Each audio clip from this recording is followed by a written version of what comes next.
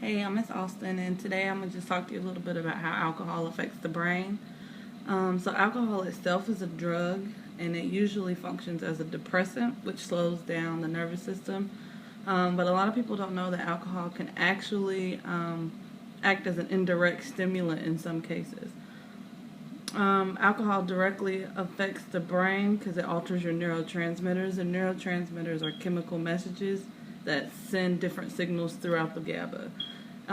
It kind of acts a lot like other drugs like Xanax and Valium. So that's why when you go to the doctor, they'll tell you never to take those drugs, which are benzodiazepines, with alcohol because it doubles the effect and it can reduce your heart rate or your respiratory levels to a dangerously low place.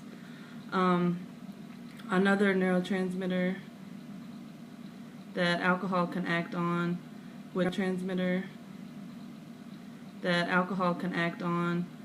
be glutamate, and glutamate increases the activity in your brain. So when alcohol suppresses the release of glutamate, it can kind of slow down the way your brain functions all over. Another twist that alcohol has is that it can increase the dopamine release in the brain, and if it does that, that's the cerebral cortex, and alcohol impacts the cerebral cortex because it depresses the inhibitory centers. So inhibitory centers in the brain kind of keep you from doing certain things that you may not want to do, like inhibit certain behaviors because they may be too risky. So alcohol decreases the functioning of those inhibitory systems, which makes you more likely to take chances or engage in risky behavior.